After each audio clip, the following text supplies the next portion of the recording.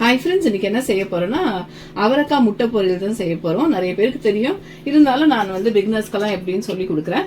என் பொண்ணுக்கு சொல்லி கொடுக்க போறேன், அப்படியே உங்களுக்கும் வந்து காட்டிக்கலாம்னு சொல்லிட்டா ரொம்ப ஃபாஸ்ட் ஆயிரும். பாருங்க, ஒரு கடாயை வச்சுக்கோங்க. கடாயை வச்சுட்டு ஒரு 4 ஸ்பூன் எண்ணெய் ஊற்றிக்கோங்க. ஏன்னா முட்டை போடும்போது நம்மளுக்கு அது ஃப்ரை முட்டையும் நல்லா இதாகணும். அதனால கொஞ்சம் எண்ணெய் ஊற்றிக்கோங்க. நல்லா எண்ணெய் சூடு ஏறட்டும். அதுக்குள்ள என்னென்ன எடுத்துருக்கேன்னு காட்டிடுறேன். பாருங்க, அவரைக்காய் கொஞ்சம் எடுத்துருக்கேன், பொடியா அரிஞ்சு எடுத்துக்கோங்க.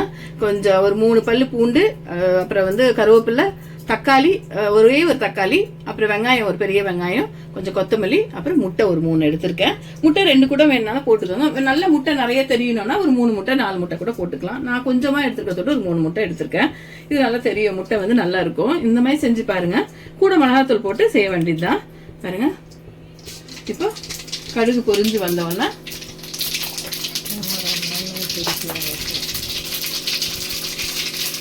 கருவேப்பிலை,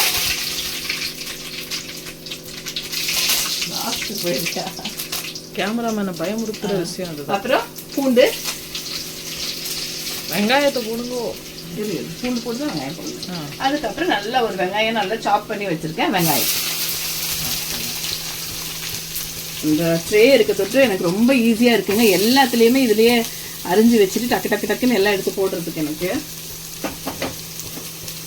பாருங்க, இந்த பூண்டு கொஞ்சம் நல்லா ப்ரௌன் ஆகணும். ப்ரௌன் ஆனாதான் நல்லா அந்த டேஸ்ட் நல்லா இருக்கும். பூண்டு வந்து எப்பவுமே ஆஃப் பாயிலாக அந்த வறுக்கிறதோட நல்லா கொஞ்சம் ப்ரௌன் ஆனால் அந்த பூண்டு டேஸ்ட் நல்லா இருக்கும். பாருங்க, இன்னும் எனக்கு கோல்டு சரியாகல. ஏதோ சாப்பிட்டு பார்த்தா நண்டு எல்லாமே சாப்பிட்டாலும் இன்னும் கோல்டு சரியாகல. இந்த சீசன் வந்து எல்லாருக்கும் கோல்டு நல்லா பிடிச்சிருக்கு. பாருங்க, நல்லா வந்து வெங்காயம் வதங்கட்டும். வெங்காயம் நம்ம இஞ்சி பூண்டு போட தேவையில்ல இருக்கு, வெறும் பூண்டு தட்டி போட்டாலே போதும். வெங்காயம் கொஞ்சம் நல்லா வதங்கி வரட்டும். பாருங்க, இப்போ நல்ல வெங்காயம் ஒரு ஆஃப் பாயில் வந்துருச்சு. ரொம்பவும் அதை வதக்காதீங்க வெங்காயத்தை. இப்போ காரத்துக்கு தேவையான மிளகாத்தூள் போட்டுக்கோங்க. நான் வந்து கொஞ்சம் காரம் நாங்கள் சாப்பிடுவோம்னு சொல்லியிருக்கேன் இல்லையா, அதனால நான் ஒரு 2 ஸ்பூன் மிளகாத்தூள் போட்டுக்கிறேன். உங்களுக்கு எவ்வளோ காரமோ அந்த அளவுக்கு போட்டுங்க. இல்லை குழந்தைங்களுக்கு செய்யுதுன்னா சும்மா கொஞ்சமாக ஒரு 1/4 ஸ்பூன் போட்டுக்கோங்க. இந்த வெங்காயம் இதை வந்து வதக்கி விட்டுடலாம். அப்புறம் தக்காளி வந்து ஒரு தக்காளி நல்லா இருக்குங்க, ரொம்ப ருசியாக இருக்கும். இந்த மாதிரி செஞ்சு சாப்பிட்டீங்களா? நீங்கள் செஞ்சுருப்பீங்க. பாப்பாவுக்கு சொல்லி கொடுக்குறது அது அப்படியே டக்குன்னு உங்களுக்கும் பிகினர்ஸ் எல்லாம் இப்போ தெரியாதவங்கலாம் டக்குன்னு செஞ்சுக்கலாம். இது மாதிரி ஒரு டைம் செஞ்சுட்டு சாதம் வடித்து எடுத்துகிட்டு போயிட்டா கூட இதுலேயே பசைஞ்சு கூட சாப்பிட்டுக்கலாம். ரொம்ப நல்லா இருக்கும். ரசம் கூட தேவையில்லை, வந்து இதுலேயே வச்சு சாப்பிட்டுக்கலாம். இல்லை தயிர் சாதத்துக்கு, ரசம் சாதத்துக்கெல்லாம் ரொம்ப நல்லாயிருக்கும். இது பசங்க வந்து சும்மாவே சாதத்தில் சூடு சாதத்தில் போட்டு பசங்க சாப்பிடுவாங்க, ரொம்ப நல்லாயிருக்கும். ஒரு அப்பளம் கூட வச்சுட்டா கூட நல்லாயிருக்கும். இப்போ நெக்ஸ்ட் என்ன செய்யலாம்? வெங்காயம் வதங்கி வந்துருச்சு, தக்காளியும் வதங்கி வந்துருச்சு. இப்போது நம்ம மஞ்சத்தூள் கொஞ்சம் போட்டுக்கணும். ஏன்னா முட்டை போடுறோம் இல்லையா, அதனால மஞ்சத்தூள் கொஞ்சம் போட்டுக்கோங்க. இந்த கவுச்சி இது எல்லாமே இருக்கிறதுக்கு 1 ஸ்பூன் மஞ்சத்தூள். அப்புறம் கொஞ்சம் ஜீரகத்தூள். எல்லா பொரியலுக்கும் ஜீரகத்தூள் சேர்த்துக்கோங்க. ரொம்ப டேஸ்ட் வந்து டிஃப்ரெண்ட்டாக இருக்கும். சோம்பு தூளும் போட்டுக்கலாம். சோம்பு போட்டு வதக்கிக்கலாம். நீங்கள் ஸ்டார்டிங்கில் வேணும்னா, இந்த வருஷம் வேண்டாம் சோம்பு வேண்டாம்னு பாப்பா சொன்னதுக்கு நான் சோம்பு வதக்கல. வேணாலும் ஸ்டார்டிங்கில் கடுகு போடும் போதே கடுகுக்கு பதிலாக சோம்பு போட்டு வதக்கிக்கோங்க. இப்போ வந்து இந்த இதையும் போட்டு காயை எப்பவுமே நம்ம எந்த பொரியல் செஞ்சாலும் காயை நல்லா வதக்கி விட்டு அந்த எண்ணெயிலேயே நல்லா வதக்கி விட்டிங்கன்னா தான் அந்த பொரியலோட டேஸ்ட்டே ஒரு நல்லா இருக்கும். நம்ம அவசரம் போட்டு தண்ணியை ஊற்றி விட்டுட்டா அந்த டேஸ்ட் வந்து வராது. நம்ம நல்லா காய் அந்த எண்ணெயில் அந்த மசாலையில் நல்லா வதக்கி விடணும். பாருங்க, இந்த மசாலையிலையும் நல்லா வதக்கி விடலாம். இப்போ இதுக்கு தகுந்த அளவுக்கு உப்பும் போட்டு வதக்கிக்கலாம். ரொம்ப ஃபாஸ்ட் ஆயிருங்க இது. பாருங்க, உப்பு தேவையான உப்பு. என் பொண்ணுக்கு இன்னும் உப்பு அளவு தான் சரியாக தெரிய மாட்டேங்குது. கம்மியாக தான் போடுறா, ஜாஸ்தியாக போட மாட்டேங்கிறா. அது கொஞ்சம் பரவாயில்ல, தேவைன்னா போட்டுக்கிறா. வந்து கொஞ்சம் உப்பு அளவு கொஞ்சம் போட சமைக்க உங்களுக்கே வந்துடும்.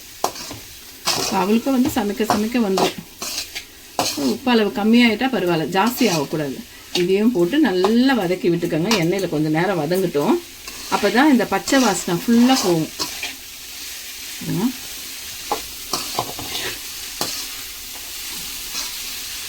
இதெல்லாம் பொரியல்லாம் ரொம்ப ஒரு 15 மினிட்ஸ் தாங்க.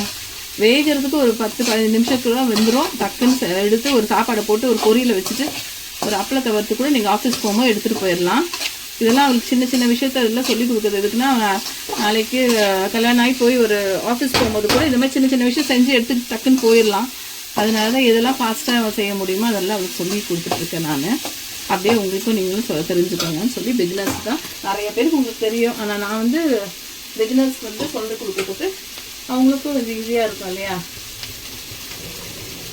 இது யாரோட ஃபேவரட் டிஷ்ன்னு சொல்லுங்க. இப்போ எங்கள் அம்மாவுக்கு ரொம்ப பிடிக்கும். அவரைக்காயில் என்ன செஞ்சாலும் எங்கள் அம்மாவுக்கு ரொம்ப பிடிக்கும். அவரைக்காய் செஞ்சுட்டா அவரைக்காய் காரக்குழம்புல போட்டாலும் சரி, சாம்பாரில் போட்டாலும் சரி, இந்த மாதிரி பொரியல் செஞ்சாலும் சரி, எல்லாத்துக்கும் எங்கள் அம்மாவுக்கு எங்கள் அவரைக்காய் ரொம்ப பிடிக்கும். எப்போல்லாம் நாங்கள் செய்கிறோன்னா எங்கள் அம்மாவை நினச்சிப்பேன். இப்போ நல்லா வதங்கி வந்துச்சு, உங்களுக்கே தெரியுது பார்த்தீங்களா காய் எப்படி நல்லா வந்து வதங்கி நல்லா நிற்கிதுன்னு. இப்போ இந்த ஸ்டேஜில் இதுக்கு தேவையான அளவு ஒரு 1/2 டம்ளர் தண்ணி போதும்.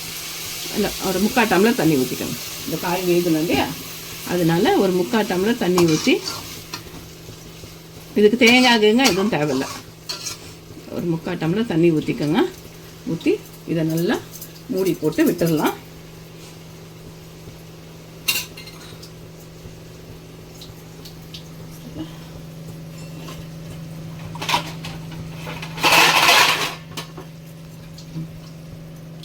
ஒரு 10 மினிட்ஸ் கழிச்சு எடுத்து பார்க்கலாம். பாருங்க, ஒரு 2-3 டைம் எடுத்து கிளறி விட்டேன் நான். ட்ரை ஆயிடுச்சு. அதுதான் கொஞ்சம் வச்சு நல்லா தண்ணி கொஞ்சம் ட்ரை ஆயிடுச்சு. இன்னும் கொஞ்சம் தண்ணி இருக்குது. இந்த கொஞ்சம் அந்த ஈரப்பதம் இருக்கும் போது என்ன செய்யுங்கன்னா, இந்த ஃபுல்லாக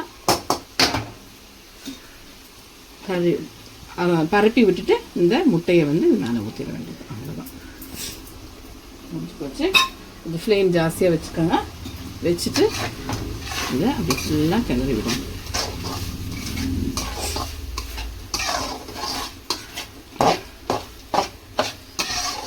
ரொம்ப ருசியாக இருக்குங்க அது. இந்த மாதிரி நீங்கள் செஞ்சு பாருங்கள்,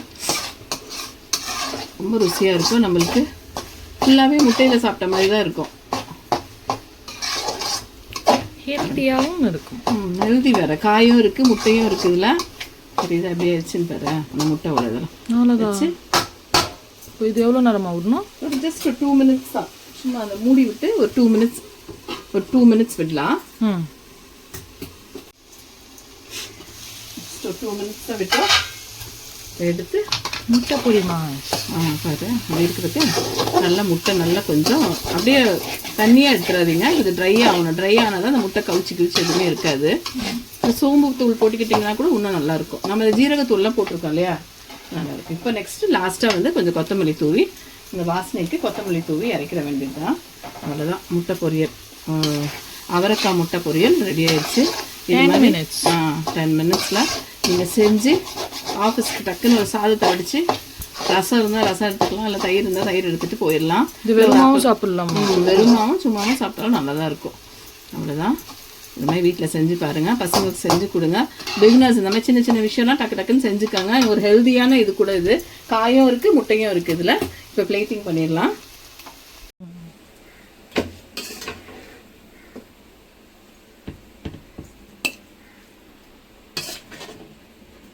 உதிரி உதிரியாக இருக்குது பார்த்தியா, சும்மாவே சாப்பிட்டாலும் நல்லாயிருக்கும் பாப்பா. அது ரெண்டுமே, ஒரு காயும் இருக்குது, ஒரு நல்ல ப்ரோட்டீன் இது முட்டையும் இருக்குது இதில். தேங்க்யூ.